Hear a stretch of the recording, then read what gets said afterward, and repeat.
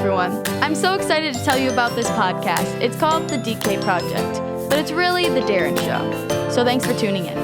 You're going to want to sit back, buckle up, and enjoy the ride. Let's go!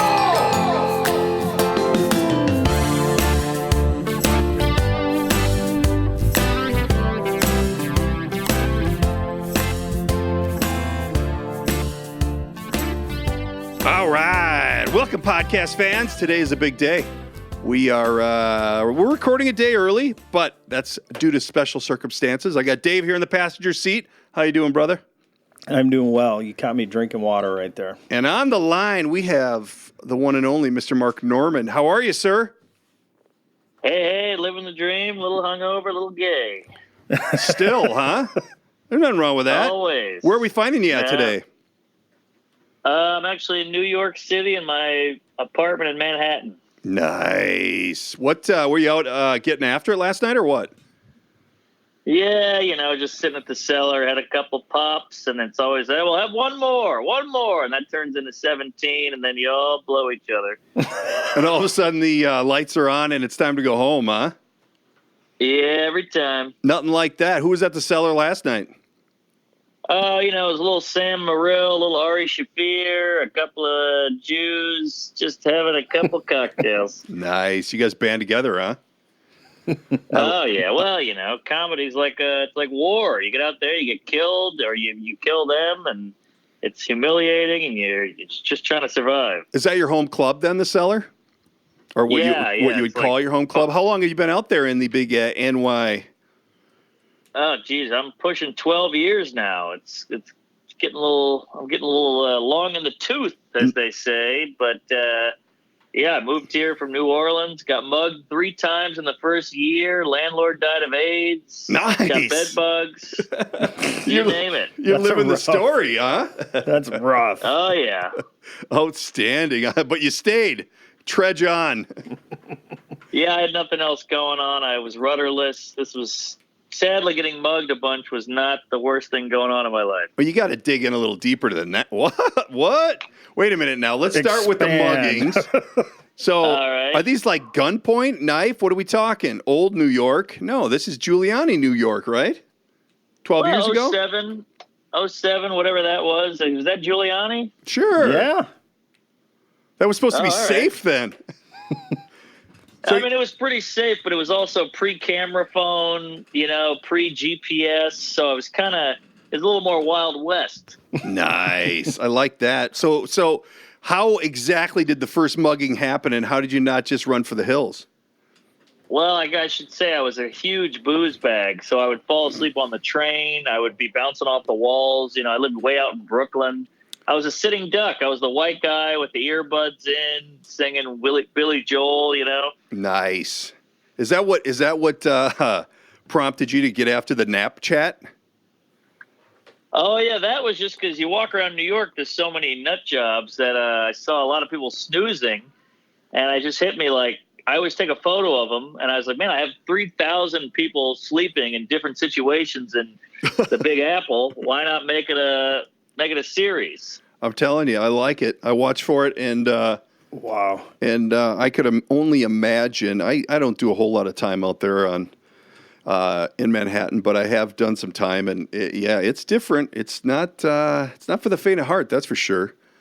So no, there's guys jerking it. There's whiz everywhere. It's hobos. It's bananas. So technically, you didn't get shook down. You were napping, and someone took your shit, is what you're saying.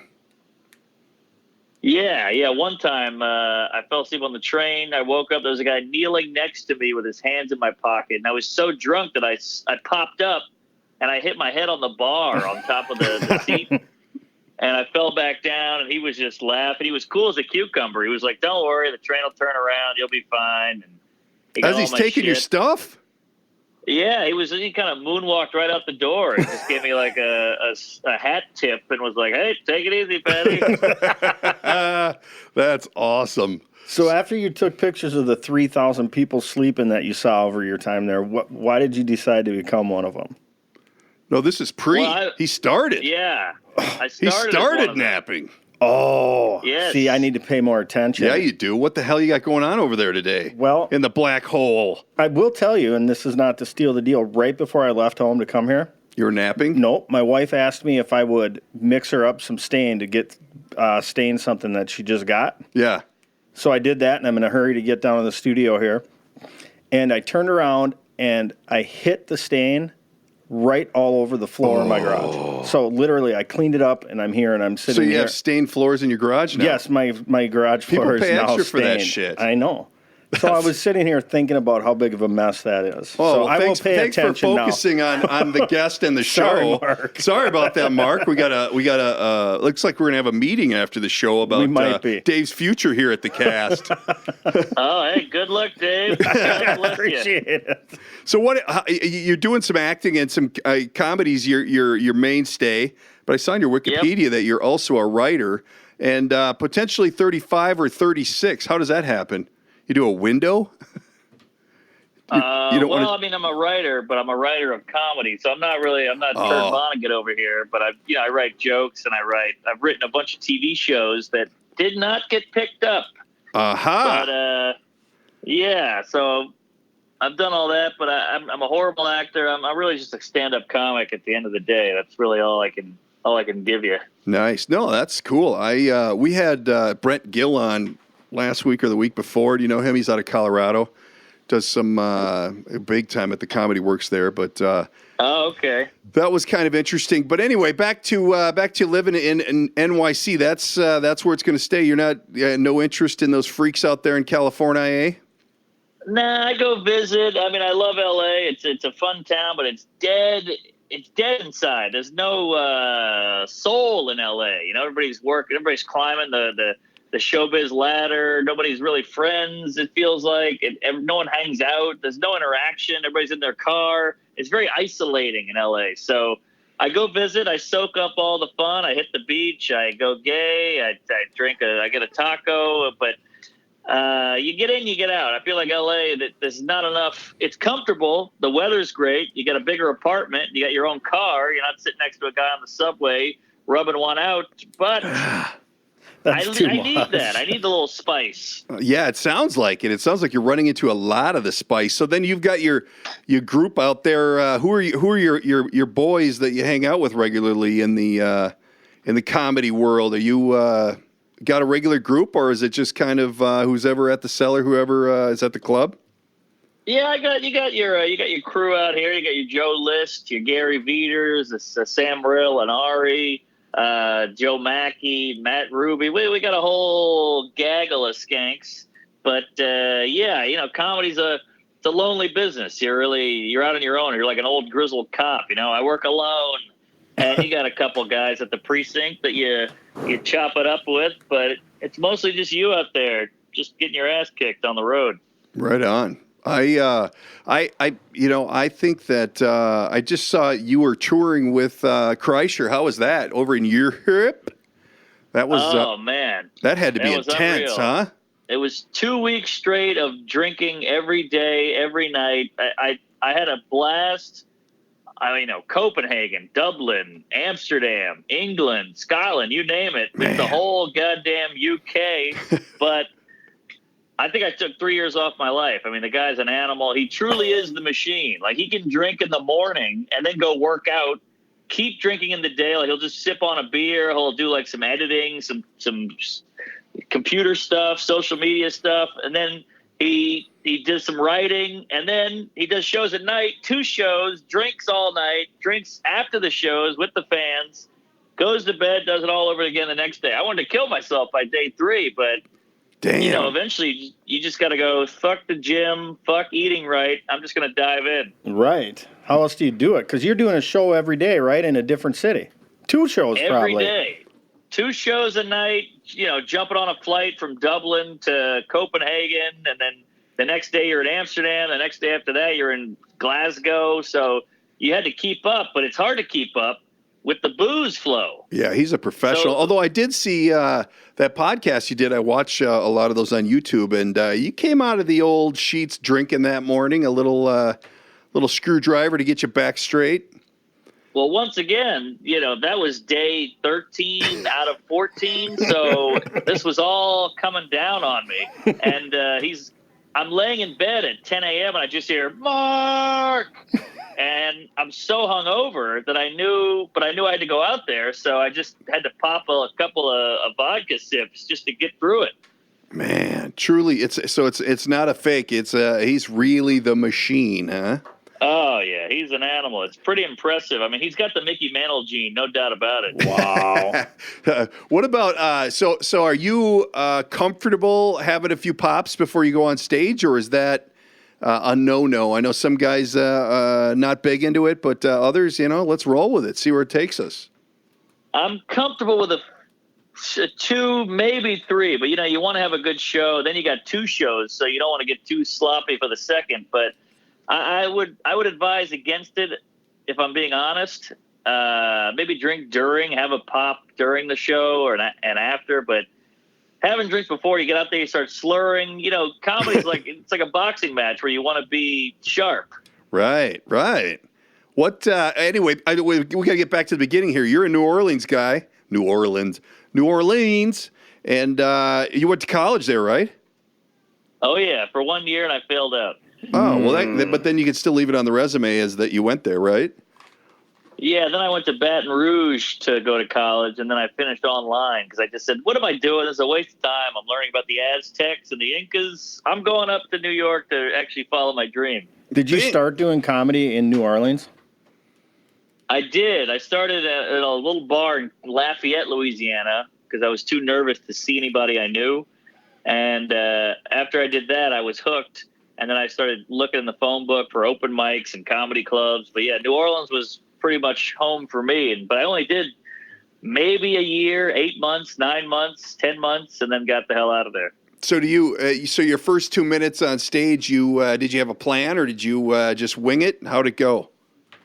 Well, I didn't know what the hell I was doing. I was taking a speech class in college at the time. So I remember taking a couple of notes from speech class, like, all right, this is how you give a speech. This is how you do it. And I worked out a few Family Feud jokes, and I had a yeast infection at the time because I was banging a real sloppy jalopy.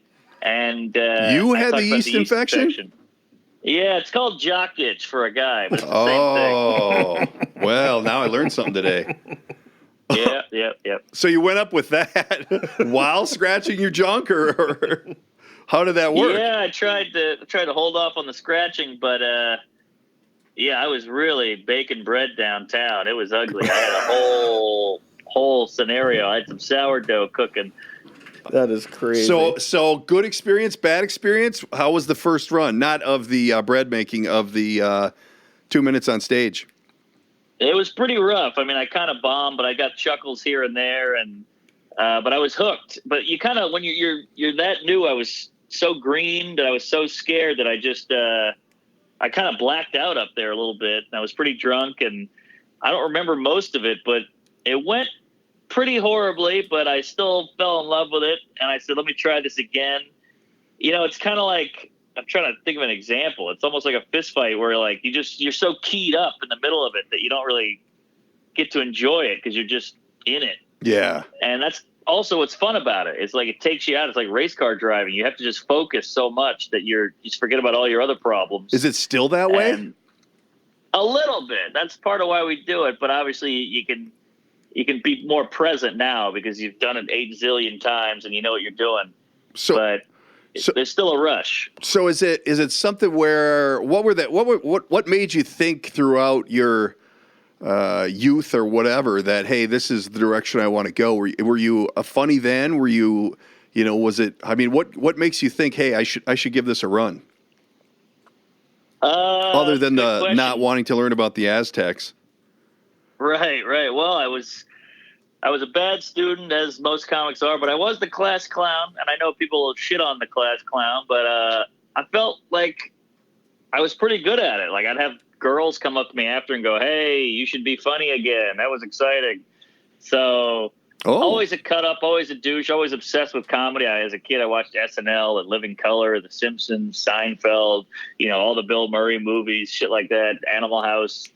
So I was just hooked on comedy, and I felt like I wasn't a hacky class clown. It was the hacky class clown who made the easy jokes. I tried to kind of get a little more advanced. A little risky. Level 2. Yeah. I didn't want to just do the basic shit. That is crazy. Yeah, so I won funniest in high school and all that bullshit, whatever that means. It's And crazy I just knew that funny was something I could do. Sorry, what's that? No, it's just crazy that most comics were not very good students and the class clowns didn't do well in college. Yep. It sounds like my resume. It sounds like my resume, and I'm See? not funny. We gotta go on the road, dude. Yeah. Although you got to prepare better. You shit the bed like you did today. That ain't going to go over I'm well. prepared. So Right. how long until we start making money? You got 2 minutes under your belt. You're thinking this New Orleans thing is bullshit. I need a bigger plan. What are we doing? You finding open mics just randomly, but you don't get paid for that, do you? No. Sometimes you have to pay to get on. For me, it was just about the love of the game. I had such a wacky life, and I was such a loser that if I could go to New York and get $5 to perform and tell jokes and write jokes, that's it for me. I'm good. I just don't want to have a day job. I worked as a janitor. I was a furniture mover, a construction worker, whatever it took. I just wanted to tell jokes, and you kind of just start working your way up the ladder. It probably took 5 years before I made any decent money. So what was your last real job then? Like, have you ever had like a real job that you had for 3 years and that's what you had to do to chase the dream, or what? Oh yeah. For about 2 years when I moved to New York and worked at New York Film Academy as the registrar, which was a horrible gig because you're in an office, you're staring at a computer, and the whole job is to kick kids out who missed attendance, like didn't make the attendance amount. So I'm kicking these poor foreign kids out of their fucking film school because they didn't make the right attendance. So I'm trying to live my dream, and I'm yelling at them going, "Hey, sorry, you didn't make the quota. We gotta Pissing on let their you go." dreams. Nice. Yeah, you got to go back to Prague or whatever the hell, Australia, and sorry, buddy. And they're like, "What? I'm so slow. No, give me another chance." And I was like, "I don't know. It's not me. It's them. I'm gay. I don't know what to do." So exactly. it was tough. It was a tough gig. That was the last one, and you said, "Screw it. I'm done with this crap," huh? After that, I went all labor. I was like, I'm going to do construction. Let me move some furniture. Let me be a busboy. Let me do like apartment demo work. Because I don't want to deal with the people. I don't want to bum people out. I don't want to ruin their lives. So I just went, no interaction. Just let me do labor. Right on. And now, and then it took you a year to get out of New Orleans, or what? Yeah, I just did open mics around New Orleans, around Louisiana for not even a year, maybe 10 months, 8 months, and moved to New York just because I wanted to get up every night, even if it was an open mic. I couldn't get better. Imagine you're trying to learn the piano, and you can only work on the piano for 10 minutes once a week. Right. So I knew I had to get better and need more stage time. How long before you let your friends come and heckle you at a show? You said that you were off and you kind of hide, how long? Because that's important when you get comfortable enough to do your gig in front of people that will really tell you if your friends are going to be your worst critics. Right. And they're going to be hard on you. Right. Well, my friends are a bunch of mooks, they're like Southern cunts. They're all line cooks and mechanics. They're like blue collar assholes. Right. So who like to laugh, right?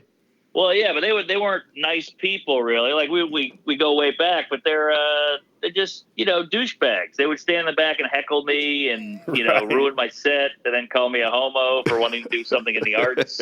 That's what I would do to my friends. Yeah, right. Yeah, it's not fun, and you're a horrible friend, but yeah, that's what they would do, and it would ruin my show. So I just stopped inviting them. Isn't New Orleans where the Rat King is from? Is that He's from, I believe, Mandeville or Covington, which is like a more hicky suburb. Do you ever run into him down there when you were getting started?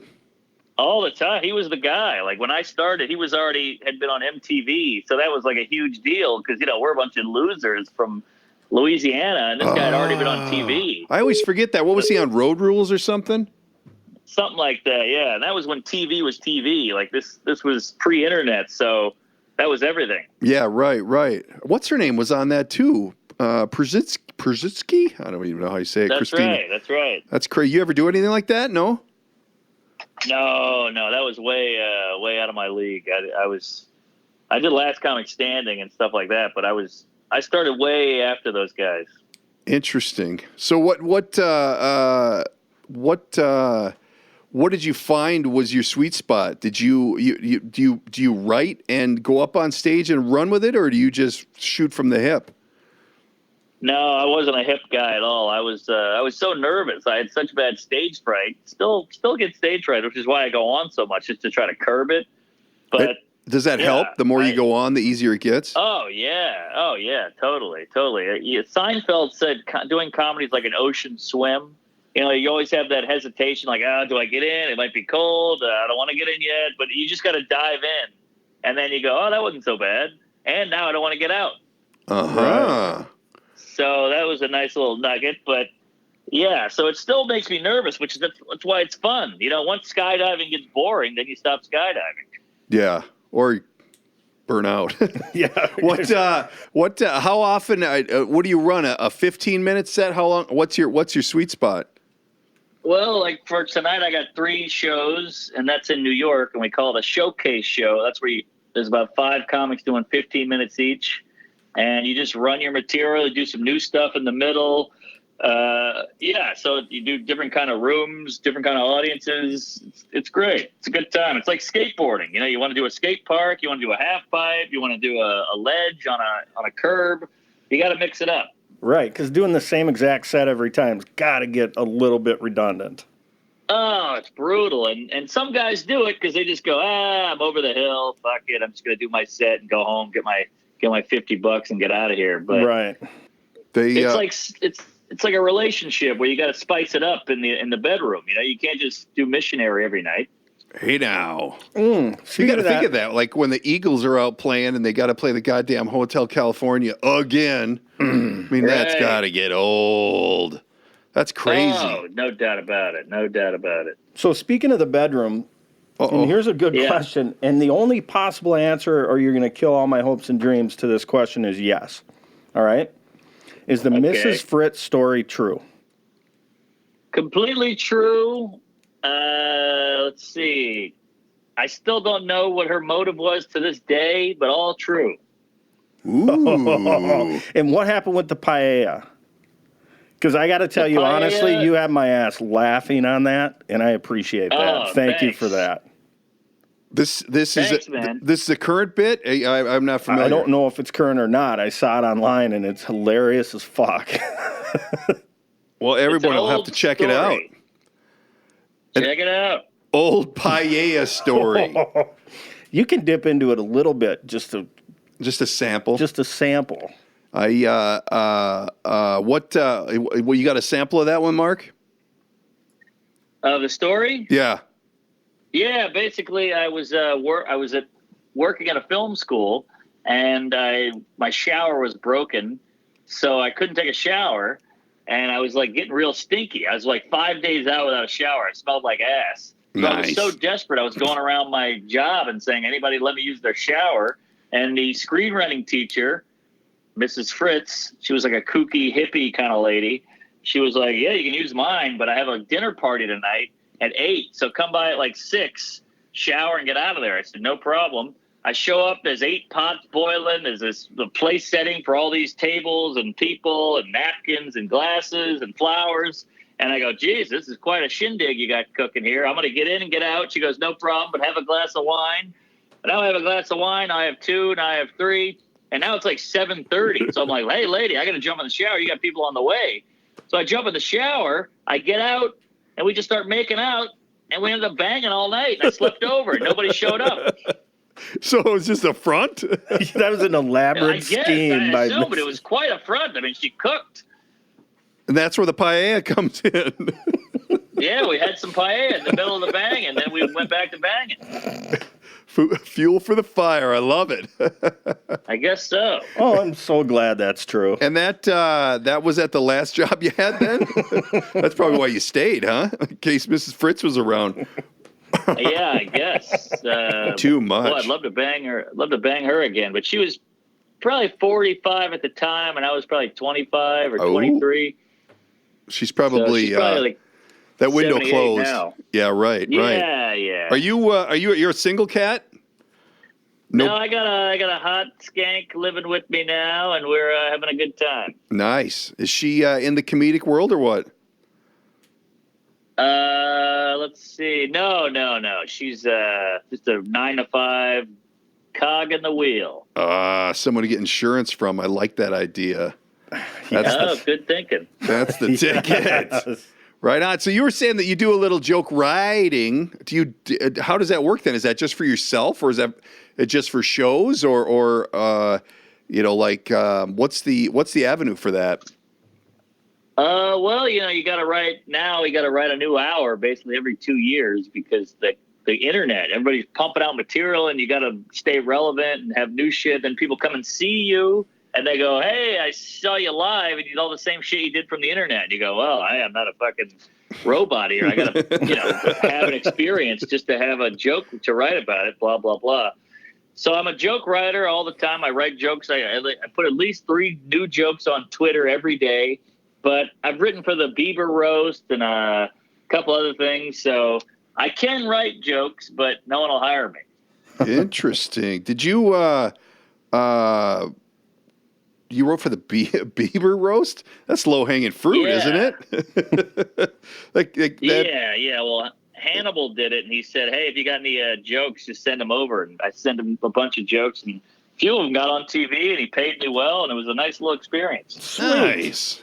That's cool. I think that those roast things. That's a different world. Writing for a roast, isn't that? What's his name does that? Jeff Ross. Is that who it is? Who's the big roast master?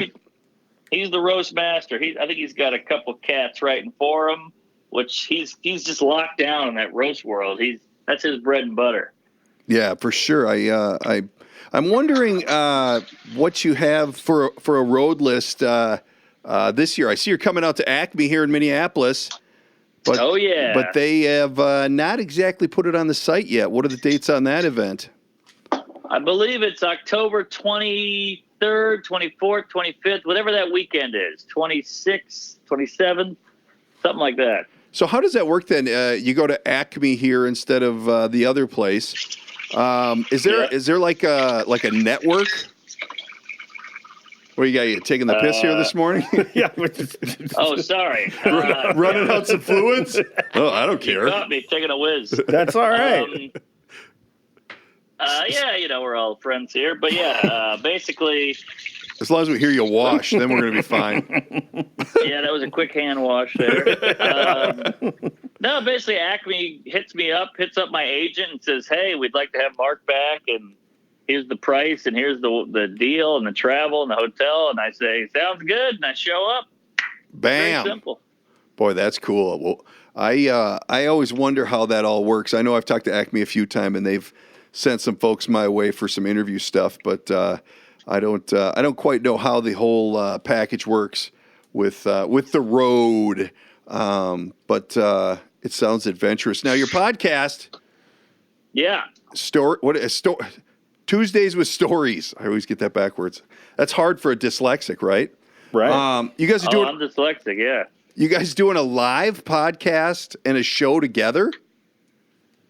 Yeah, we do a podcast every week. Me and Joe do the road, Joe List, and then we show up on Monday and hash it out. Do we get laid? Do we get beat up? Do we get heckled? Do we get screwed? Do we miss a flight? Do we go, whatever? And we do drugs. And then you come back on Monday, chat it up, and then it comes out on Tuesday. And then every now and then we're getting a little more popular. So every now and then we do a live one at the Comedy Cellar and have some guests on, and we all shoot the shit. And how does that go? I know I was at a live one with Pete and Sebastian, and I don't know that it went over as well as they thought it was going to, but I mean, there were a lot of, really? Well, there were a lot of people there, but it was just weird. And I don't know. I'm a huge Pete and Sebastian fan, so I was going either way, but it was kind of a different atmosphere. And I mean, if you've done it a few times, then it probably makes more sense. But these guys, it was their first time, and you could just tell it was a little bit different. Still funny, but it was a little bit different. So, but this, I was listening to the most recent one you guys have out, and we're they're talking about New Mexico. Was that just a bit? No, doing a gig at the casino in Santa Ana, New Mexico, and nothing happens in New Mexico, and there's no comedy there. So we said, fuck it, let's try it out. And they're paying very well. And, we'll see if people show up. Do you find that casino tour is usually the more lucrative one? Way more lucrative and way worse laugh-wise. Oh, really? Well, they're all old, right? They're all old. You know, who hangs out at a casino? You know, these are people you'd never hang out with, really. Right. But yeah, we all go to Vegas once a year and get drunk and fuck a stripper. But if you just go to casinos, you're a weirdo. So we're dealing with, like, you know, a lot of old people. They got diabetes. They're chain smoking. They're in a rascal scooter, and they're going, "This guy's not funny." And you go, "No, I'm good. I'm done work. I'm on TV. I'm a working comedian." They go, No, we like Pauly Shore. And you go, all right, well, go ahead and kill yourself. I'm just here for the buffet. Hey, listen, I'm fucking funny. Yeah, exactly. The nickel slots, the buffet, they're going to get emphysema. It's a process. Can they still smoke in a casino? Like during your show, they can hit a pack, smoke? I mean, no way. I don't know about during the show, but they're smoking. They're waiting for the next cigarette during my act. I'll tell you that. They can barely handle it. I haven't been in a casino in a long time, but I do remember the Heaterville. I was just in Mexico. They could smoke wherever the hell they want there. Man, that's a bad habit. You're not a smoker, are you, Mark? No, I never got into it. I get it, you know, if you're hooked, but I never got into it. Not for me. I don't get it. Like, I want to get fucked up or high or drunk or mushrooms, but the smoking, it just seems like more trouble than it's worth. Your clothes stink, you get yellow teeth, a pack's $10, you get nothing out of it really. They make you, you know. Well, cancer. Breath stink, cancer. Oh yeah, I forgot about cancer. That's a good one. small setback. That's about the only gift. You're buying cancer. Yeah. Hey, right. I gotta ask you now. We have comedians on from time to time, and I got to hear about the worst eating a bag of shit up on stage. I mean, not this didn't go over well, but is there one that sticks out in your head that you'd like to have back that was just an absolute train wreck? Oh God! I bombed last week. Can you narrow it down to one? Kill myself. Well, one in particular is a little different than the rest. One time I did a college in Florida. I fly down.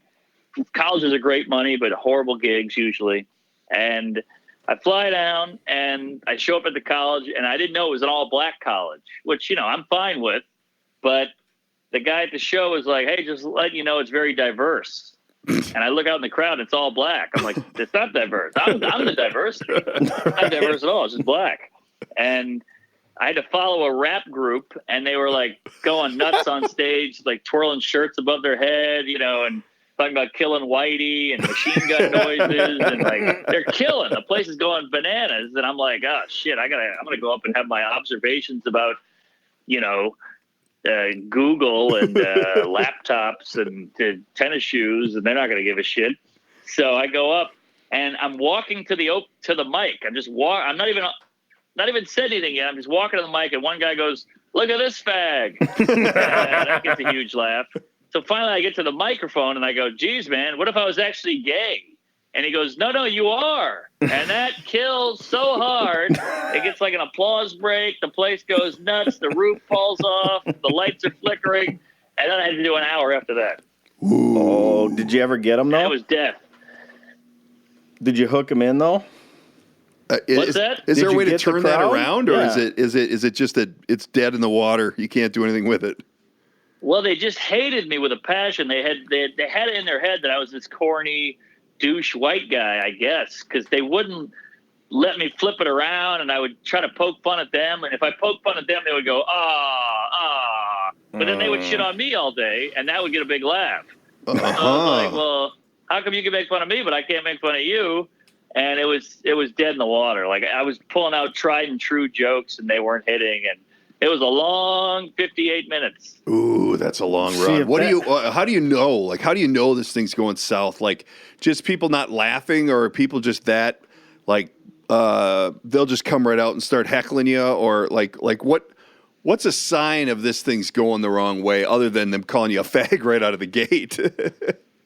Well, you can just feel it in the room. You know, when you're on a date and you're like, this is not going well. She does not like me at all. I cannot wait to get out of here. Even if you're saying all the nice, normal bullshit, the norms and the niceties, you're still like, well, this just feels like shit and it's awkward. That's how it feels. They start chatting amongst themselves.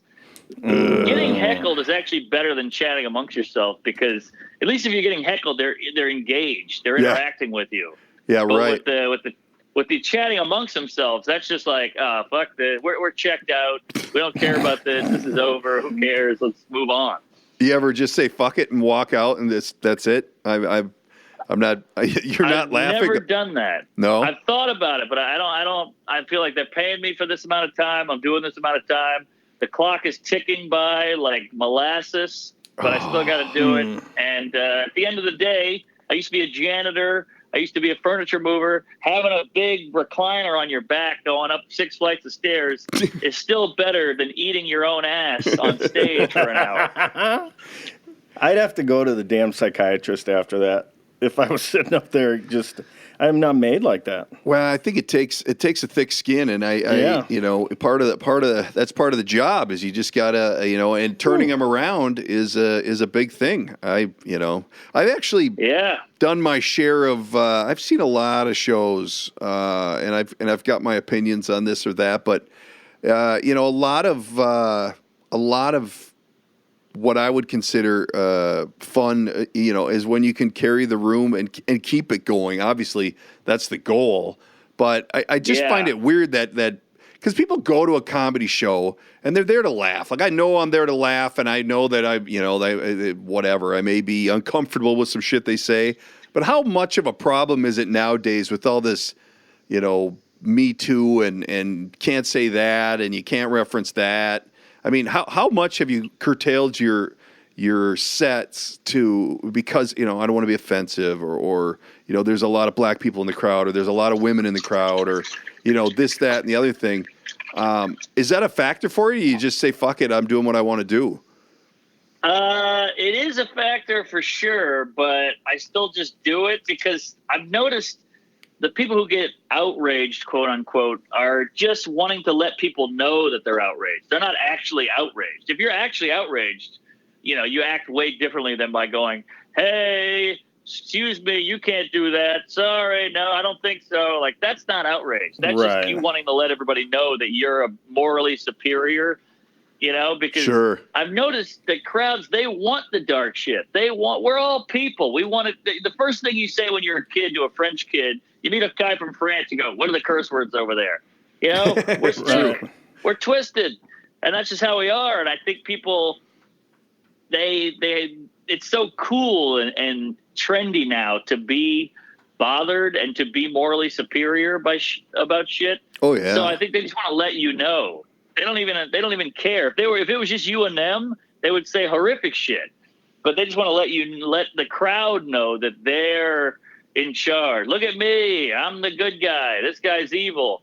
And they have such boring, bankrupt lives that they have to call you out instead of actually helping somebody. If you think this group needs help, go help them.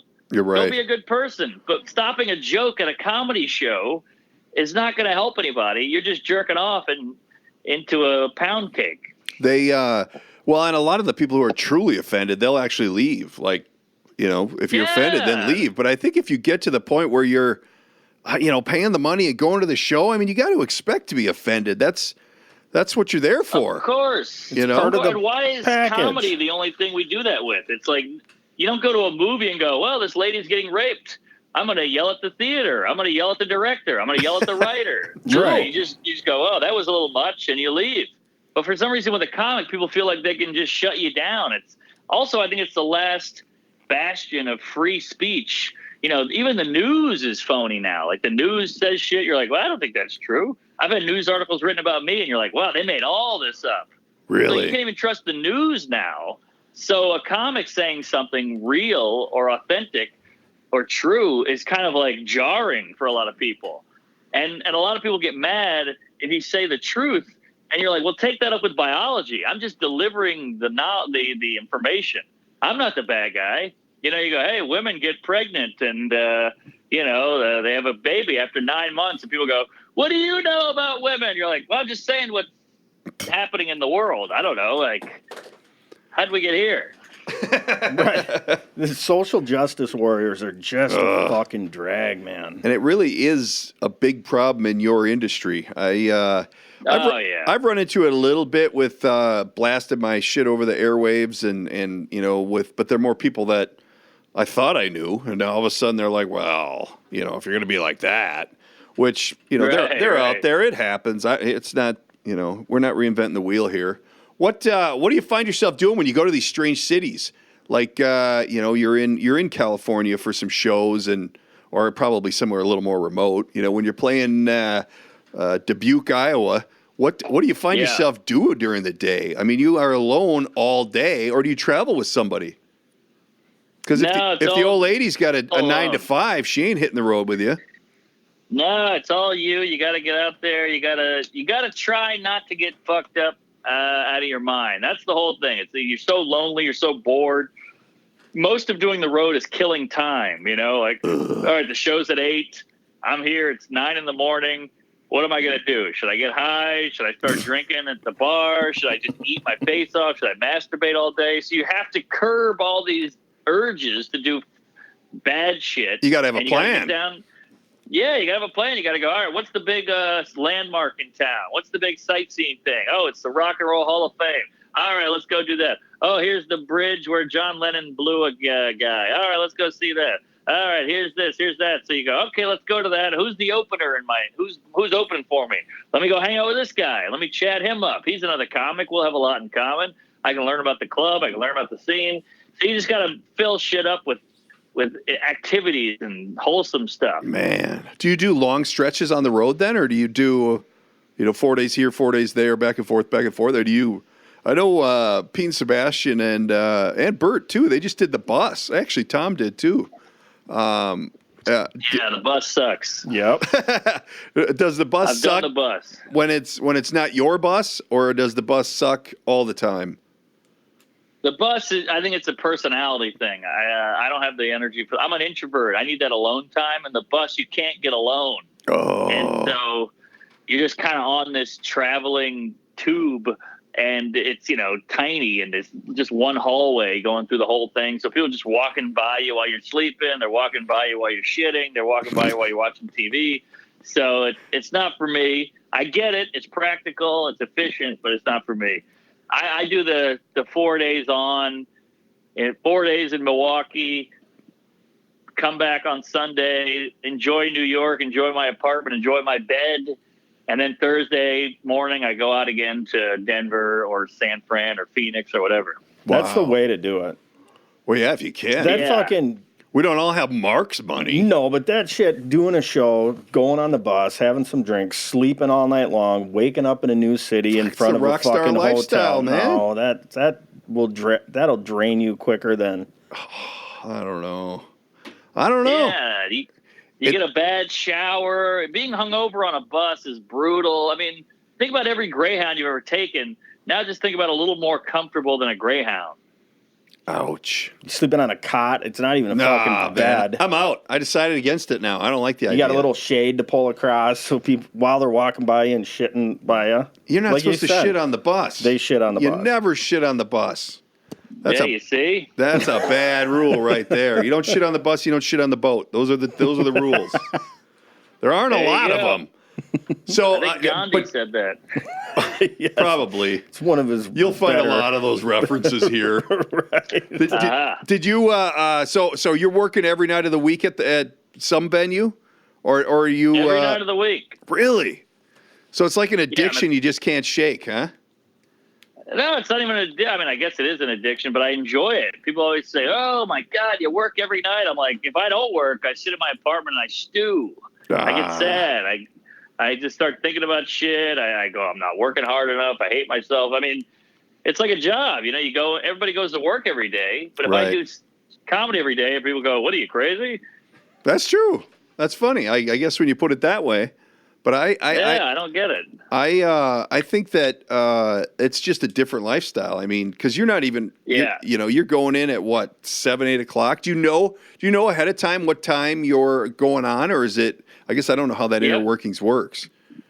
Yeah, they give you a spot time. So they go, hey, at the Comedy Cellar, you're at 8:40. Hey, at the New York Comedy Club, you're at 9:25. Hey, at the Stand, you're at 9:55. So you just plan it accordingly. And you get paid? Each one of those pays you? Or is that...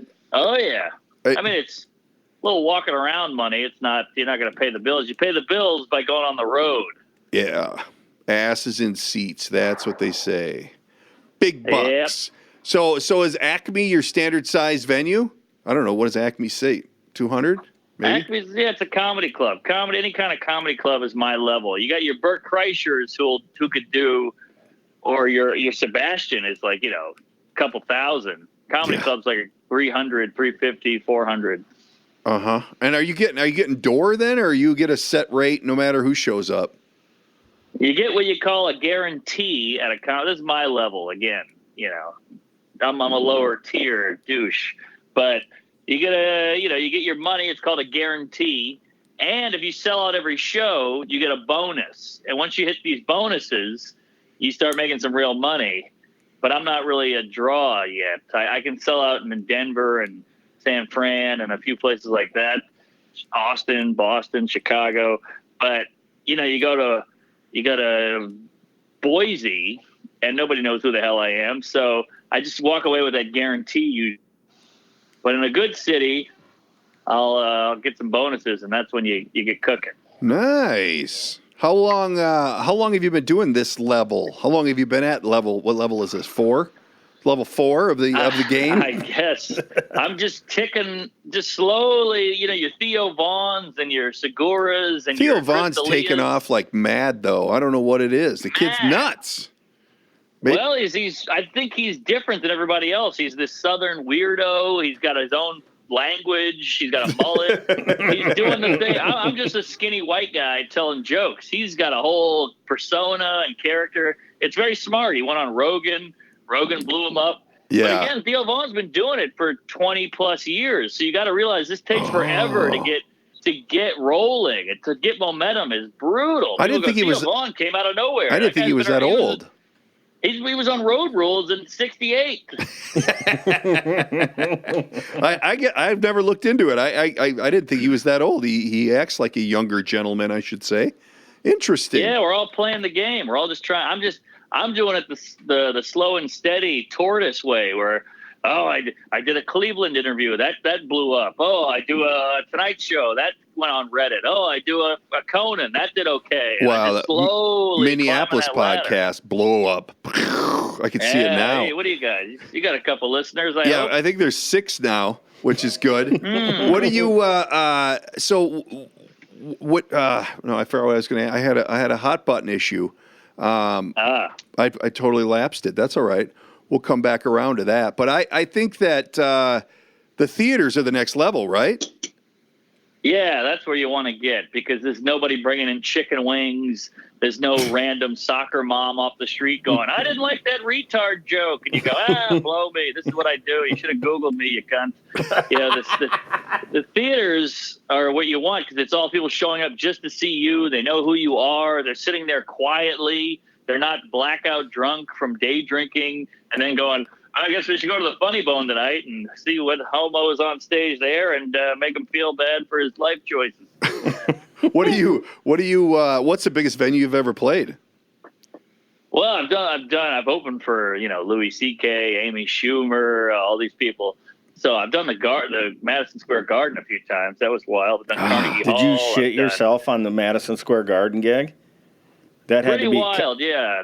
The first, I did 2 sets. The first one I totally kind of bombed. Right. And that was heartbreaking because it's 20,000+ people. That's a loud silence. Ouch. Oh, man. Ouch. And then the second show is great. So I walked away feeling pretty good. So you're at the Garden. You got 20,000 plus sitting there. Crickets in the background. What's your go-to? Like, holy shit, I got to turn this around. What's your go-to? Like, do you have that in the old pocket where you just, all right, I know this will work? You got that one? Oh yeah, I got a million of those. Yeah, but that's the thing is like my whole act is these bulletproof jokes because you got to have them. Right. But even those won't work sometimes because they go, "Who's this guy? What are we watching? We came here to see Louis C.K. Who's this fucking chooch? Yeah. Right. This guy sucks." Man, the Garden, that's a big deal. That's iconic venue, man. But then they pay you, right? Yeah. Like you're getting paid from Schumer or whoever the main attraction is, I guess you'd say. Yeah. They go, "Hey, you want to do the Garden? Here's a couple grand." You go, "Hell yeah." Are they getting a straight Right. shot on that from the Garden? I know Sebastian just sold it out like 5 times or something. That's what I was going to ask you. Is there like we were just talking about Theo and all these other comedians, of course. And I know in some businesses that I've been in, there's a lot of like, well, I can't tell him that. That's, then you're going to steal my business kind of thing.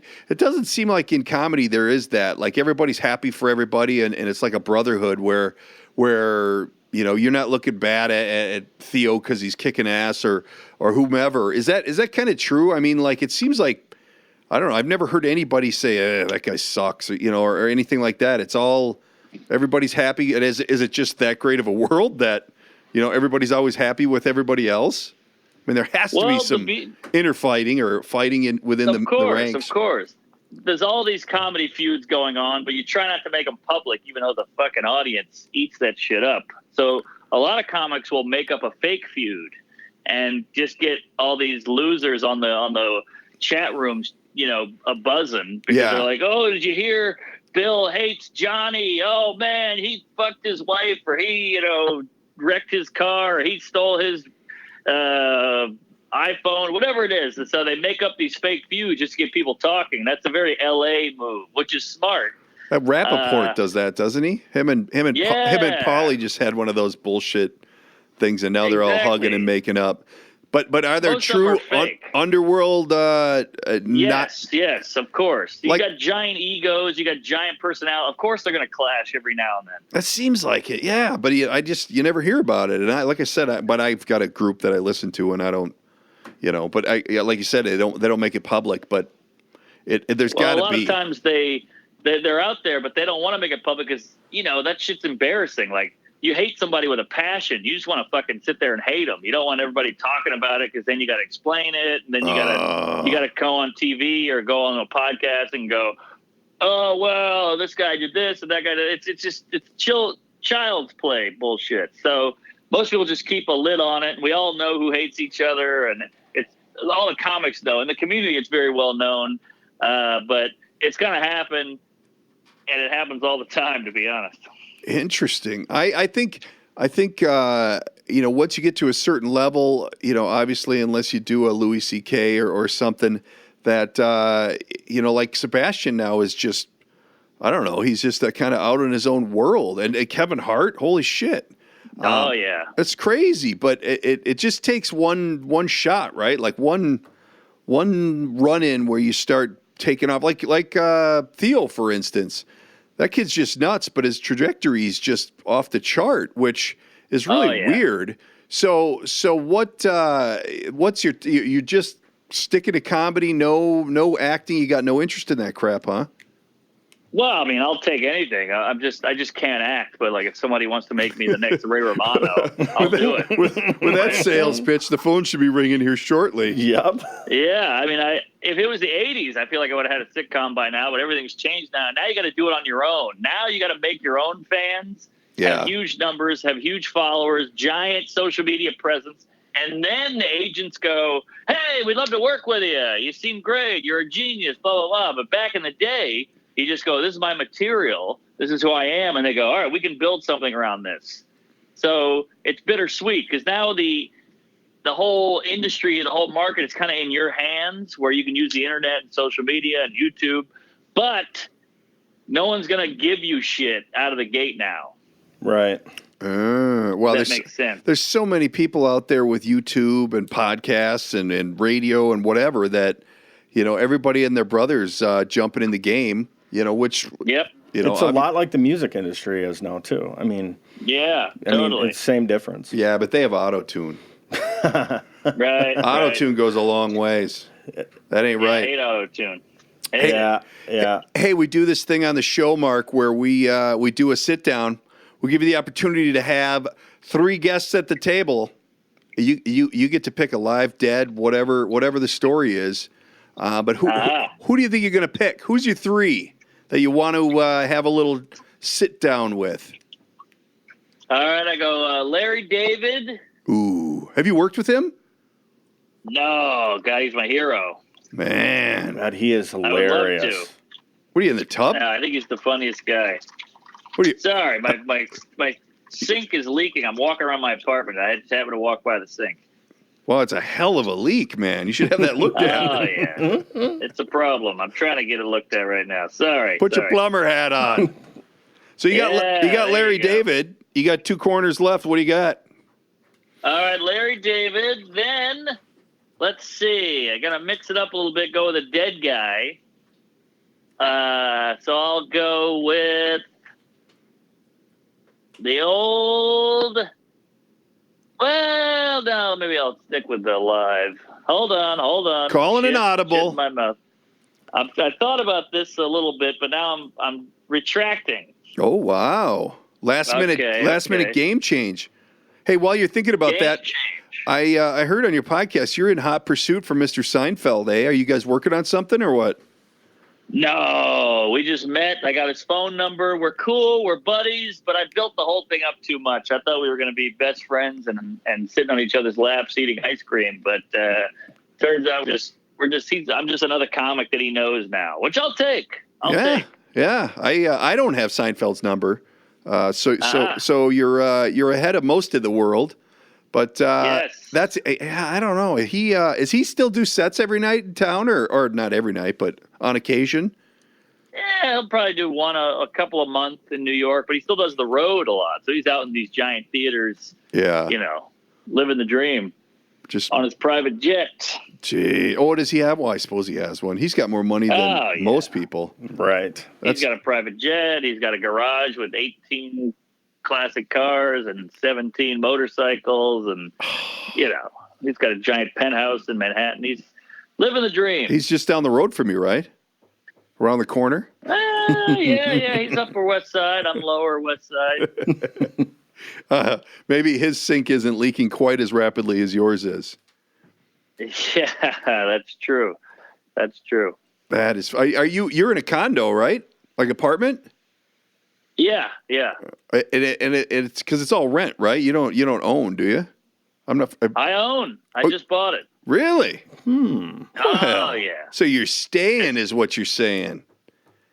Yeah, I own a piece of the rock. I'm not going anywhere. It's a tiny apartment. I want to buy another one and another one and another one, and I'll just be a wealthy landowner. That's my long-term goal here. Somebody's following in Trump's footsteps. Maybe a political run down the road, or what? God, I hate politics. I know nothing about it. I don't know what the Mueller report is or anything like that. I don't even know who the vice president is. Yeah, but you're starting the same way he did by collecting a few pieces of real estate. That's true. See? That's true. But he's confident. Aren't the rents there just ridiculous? Crazy. What do you got? Bananas. You got a 2-bedroom? I got a 1-bedroom, and I'm just going to sit on it till it gets to over $1 million or $2 million, and then sell it. Holy shit! How long does that take? A couple of years. A 1-bedroom apartment. Huh. Yeah. That's crazy. It's crazy. How long have you owned it? About a year. Nice. Yeah. All right, number 2. Oh, yeah. Neil deGrasse Tyson. I don't even know who that is. Oh, my God. Is that horrible? I got to get my Googler out. He's probably the smartest guy on the planet. Uh-oh. I better get to know him.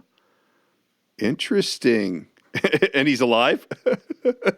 Yeah, he's an astrophysicist. He's a genius. You've definitely seen him around. Really? That's an interesting take. You just want to spun this some... is embarrassing. No, I'm embarrassed for Darren. That's okay. I can deal with it. So you just want to sponge some knowledge off of him, or what? Well, anytime he's on a podcast, he's spouting off so many brilliant facts. And the cool thing about him is he's super smart. He's a genius. He's way smarter than all of us, but he's able to make it accessible to the layman. Ooh, and that's so a big he says feature. Shit, and he just blows your mind. Uh-huh. That's good, because I know some people who are so smart they can't talk to the average bear. Yep. And that is frustrating. That's a good one. All right. I'll give you that one. And number 3 would be? Number 3, I'd probably have to go with one Groucho Marx. Ooh, that's a good one. That hasn't been said yet. Nice touch. No, that's a good one. He, I kind of gave him a heads up, so he had some time to think about it. So that's, Yeah. that helps. That helps a lot. That helps. I like that. That's interesting. I think that the different sit downs that people have really tells you a lot about them. With the different oddities to who they pick and why they pick them. That's awesome. Right. Hey, speaking of which, I'm wondering. I got those dates written down for Acme, so we're good there. So we're gonna have to check in with you from time to time before you get to Acme, so we get that thing sold out. Do you normally sell Acme out? Some shows will sell out. We'll see. I'd like to. Well, we're gonna make it happen. Thank you. That's the mission. Let's Do you do bring that. your own opener then, or do they provide you one? They give you a nice local opener. Ooh, local opener. Well, maybe when you get to town, we'll have to show you the sites. We don't have, we got Prince's Place. That's the big draw, right? Right. That's something. Yep. And Minneapolis is an underrated town. I love Right. it there. It is interesting. That's for sure for the day tripper to see the sights. I live here, so I've probably seen all of it. But it's all here. So you want to plug some dates, or what are you thinking? You got some local stuff coming up that you want to get out there, or you? Well, nothing outside. Nothing else in Minneapolis besides Acme. So come to Acme. Let's sell that son of a bitch out. Let's have a great time and say hello. Check out my podcast, Tuesdays with Stories. And if you are outside of the Minneapolis area, please go to my website, marknormancomedy.com, for all the dates. I'm all over the road this year, so we'd love to have you. And go, Instagram, Twitter, Mark Norman, at Mark Norm. Which one of those do you hit Praise the most? Allah. Which of your socials do you find yourself frequenting the most? Twitter and Instagram are the big ones there, I'd say. Yeah. Okay. That's cool. I always like to see, because there's a range. Some people are Facebookers, which they're usually older though. Yeah. Ain't nothing wrong with that. Hey man, I can't thank you enough for the time. We will circle back Thank you. and see where it takes us, and we'll definitely catch up with you before October. All right. Thanks, guys. All Have right, a good man. day. Take All care. right. Thanks. Thanks, Mark. Have a good day. Go Twins. Yes, go Twins. All right, everybody. That about wraps up our time with Mark Norman. We can't thank him enough for the time. Say, everybody, get out and give Acme Comedy Club in Minneapolis a call and get some tickets to that show in October. The number over there is 612-338-6393. And check out Mark all over social media. Make sure you let him know that Minneapolis is going to sell out his shows, and we can't wait to see him. So until later, thanks again, Mark, and everyone have a great one. That's it. That's the end. That's a wrap. Read the shtick. That's a wrap for today's episode. Don't forget to subscribe and tell all your friends. If you'd like to reach out, you can use the studio line at 612-504-6500 or by email, thedkprojectpodcast@gmail.com. And of course, there's always social media at the DK Project Podcast. Thanks for tuning in.